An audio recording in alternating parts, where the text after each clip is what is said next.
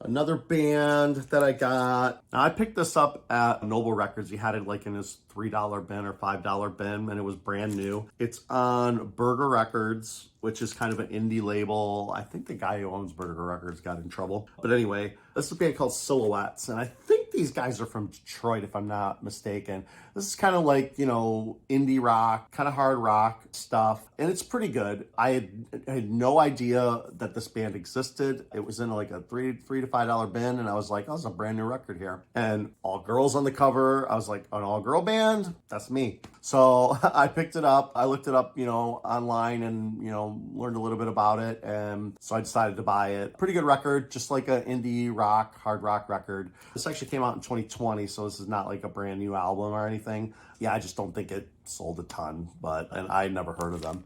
And it's not bad.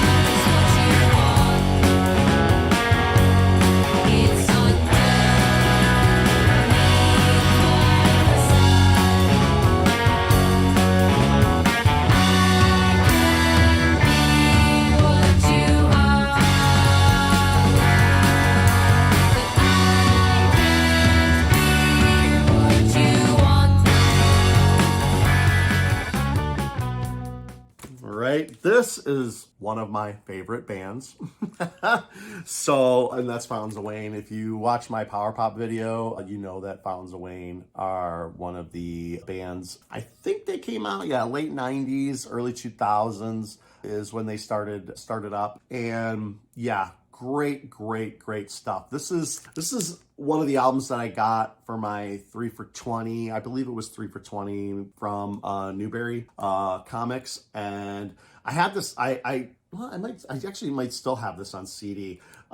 This is a 2-album set of like B-sides and songs that didn't, like radio edits, I think, all kinds of different stuff on here, that just kind of wasn't released. And it's called Out of State Plates. Really good stuff on here. Fountains of Wayne really can't do any wrong, in my opinion. Their stuff is just really good. Just excellent stuff.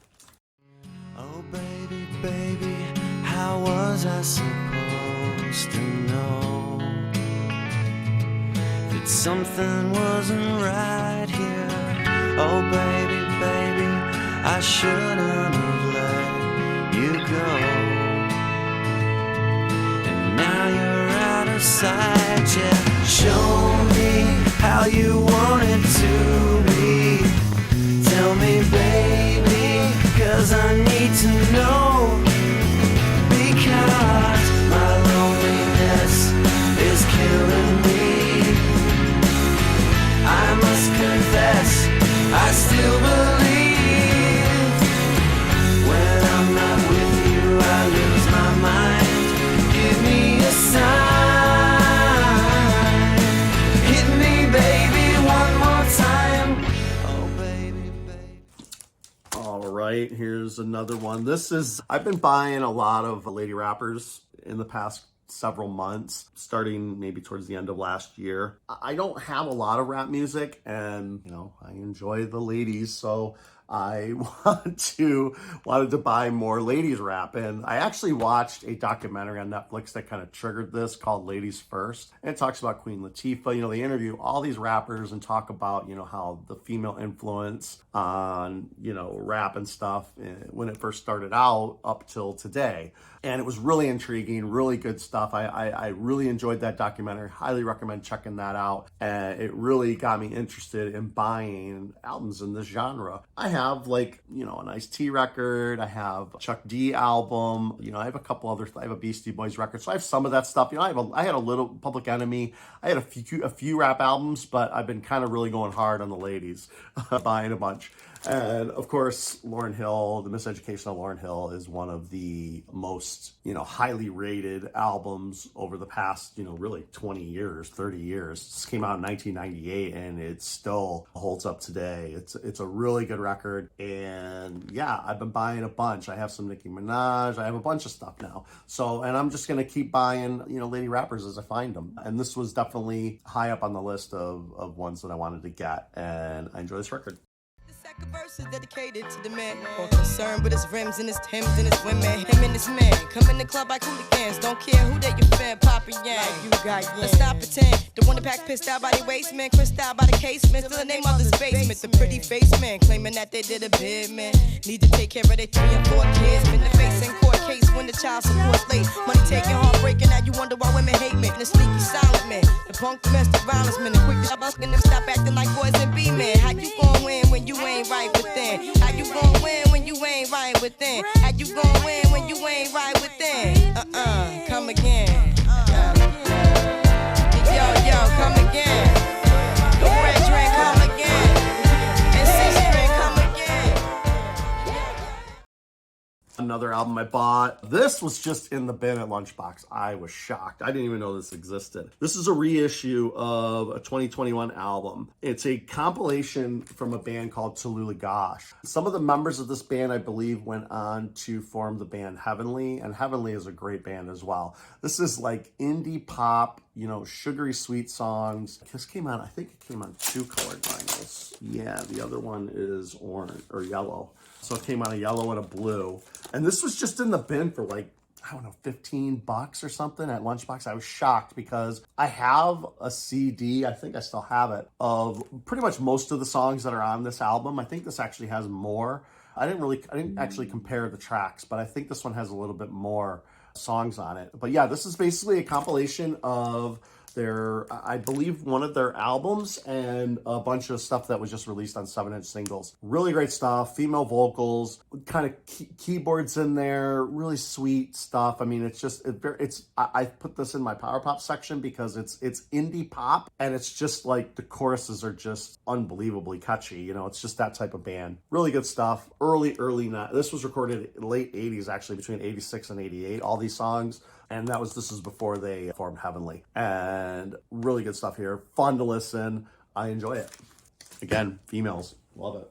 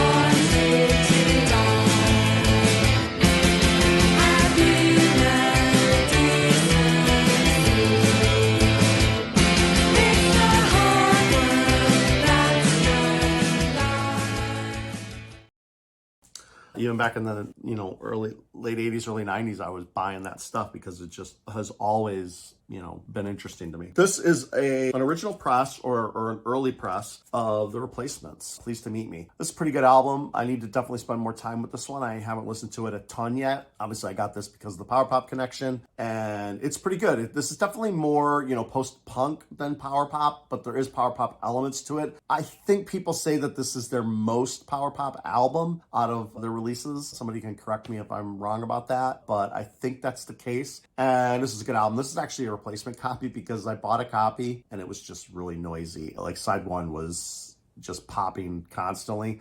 So I found this one at Noble for about the same price, $35, I think, or $39.99, whatever. And I bought this one. This one's much cleaner, it plays a lot better, and it's a different version. These come with like this yellow color. I think there's the one I had earlier was like a green, and this is the yellow. So I don't really know specifically what the difference is, if they were just different pressings or if they were, for some reason they did it that way specifically. I don't know. But anyway, this is a pretty good album. It's fun. Placements. They have an interesting history.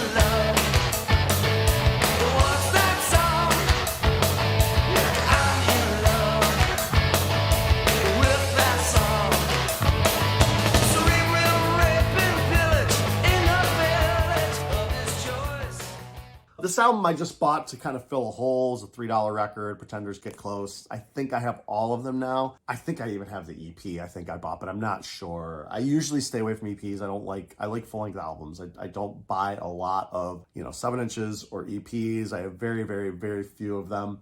I like full lengths, and I don't buy a lot of live records either, but I do have a few. There's always exceptions. But anyway, I bought this for $3 just to fill a hole. This is not their best album. It's okay. This is like later in their career. I think this might have been one of their last albums before they quit, and I don't think they made stuff. I'm not sure on their discography, but I think this is the last album before they took a long hiatus. I don't recall if there's any hits on here. I listened to it once. It's pretty good. It's not bad. I put this in my New Wave Power Pop section, so that's where it goes. And it was just a fill hole. $3, sometimes I just do that. This, I bought a copy, an old original press I got from Whatnot that was just trashed. It was scratched up and it wasn't good. So I was looking for a new copy and I found this 30th anniversary version at Lunchbox for like, I don't know, 15, 18 bucks, something like that. So I was like, I'll go ahead and do that. All the other Van Halen records that I have are original, or not necessarily original presses, but early presses from the 80s.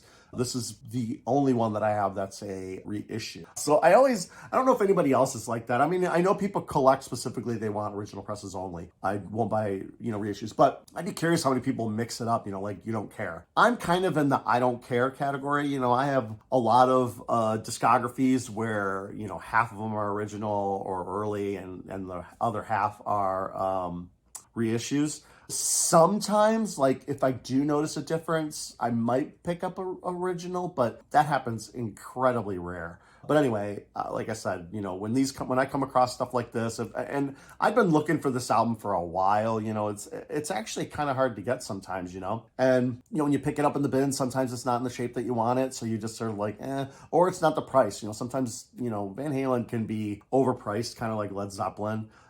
People can put like 25, 30 bucks on those records, in some of these stores that I go to that I find them. And I'm like, that's not, I don't want to pay more than like 10 or 15, maybe $20 at the most for a Van Halen, even an original or early press. I don't want to pay that much.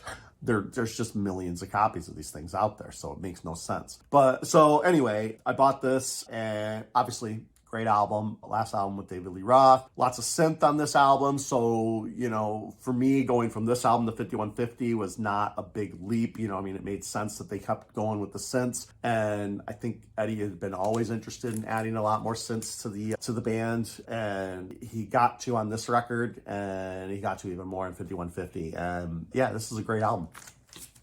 No need to really talk about that. I'm probably not even going to play a song from it. And then I think the same day I found Van Halen 2, and this is a closer to an original or an early press. Yeah, so Van Halen 2, not my favorite Van Halen album. Neither is 1984, honestly. I like the early stuff, like the first, I really like Fair Warning and the first album are probably my two favorite, just because they're the heaviest, they're the most, punchy albums, with lots of really good guitar and better songs, I think. Women and Children First is pretty good, has a couple good songs on there. Van Halen 2 is good, not great. I almost feel like it's some B-sides, like it's just leftover stuff, from the first record that they didn't record. I feel like they didn't write a lot of stuff for this album for some reason. I don't know. It just feels that way to me. But it's a good album. It's not bad. It's Van Halen, so it's a fun listen. Next album I got, the next two albums I got are Noble Records exclusives. Noble Records puts out these represses of these rare hard rock records. I kind of pick and choose the ones that I buy. I know people are buying like all of them, to collect, and that's cool. But I kind of listen to them first when they're announced, and I have to listen to them quickly to decide because these sell out, at least locally, really fast. Some of them do anyway. I don't think all of them sell out really fast, but some of them do. And Stonewall's just a good hard rock, band. He compares it to like if you like Led Zeppelin, Leafhound, Jerusalem, Granicus, and Orangutan. I know Zeppelin, I know Jerusalem, I have a Granicus album, and I have an Orangutan album. So yeah, these guys are pretty good hard rock. These are bands that you'll have to spend some time with because, these are all brand new songs to me. I've never heard of this band before in my life. Dylan over at Noble has pretty good taste when it comes to this stuff, the psych rock and the hard rock. And he made a really good point in a video once where he said, he loves Led Zeppelin, he likes all that stuff. He likes Sabbath, but it's just for him, it's all overplayed, which is understandable, especially if you do like that stuff. So finding these rare bands that are similar in sound, even though maybe not quality, these guys aren't writing, songs, they're not the best songwriters, I guess, that's an opinion. But, they never made it or anything like that. They had maybe a local following, or they did a bit of touring. Maybe they were an opening band for a while and just never really did anything. So, but it's cool to have music like this where it's similar in style to, hard rock from the 70s, but songs you're not familiar with. That kind of makes it fun to listen to, where you can just learn. It's almost like a brand new band that's, you know, making this kind of music. And that's, you know, if you like that stuff, definitely look for 70s hard rock bands. I showed one in my last video, a band called Lucifer. Really great stuff. Also, I showed this band in my other videos, Horisont. Excellent stuff. That's 70s style hard rock. Witch Hazel is another band, 70s style hard rock, but being made by modern bands. So, you know, you can buy these that were from the era, which is cool, because these guys were around when that stuff was being, you know, originally made. But you can also find bands that are new and kind of not necessarily reimagining the 70s, but, you know, bringing the 70s into the 2020s or whatever, you know, or into the, you know, the aughts or whatever, the 2000s. And that's really cool. And this is pretty good what I listened to so far. Definitely need to spend more time with it though. And again, all these albums that I bought in January, I haven't spent a ton of time with. You know, I've listened to a few times and that's it.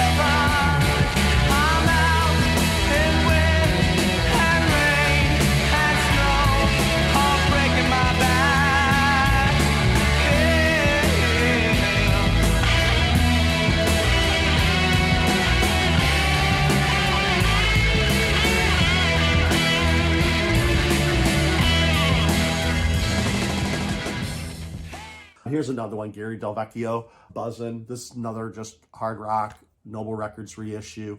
Pretty good stuff. This was like, this wasn't even an album. I think Buzzin' was like a 7-inch or maybe an EP, and then there's some extra songs on here that were released maybe after or something like that. So this is almost kind of like a compilation, I guess, but you know, from songs that were recorded from 70 to 75, which is cool. To get all this stuff on one album is really good. And yeah, like I said, everything I said before kind of applies to this. Just hard rock from the 70s that didn't get big. Maybe local it was big, but didn't get big.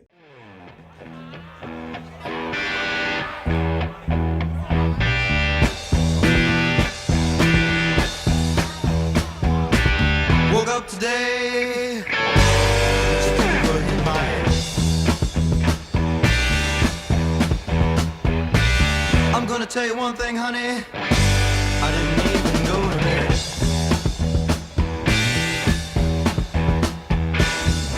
I'll be buzzing till my day's end.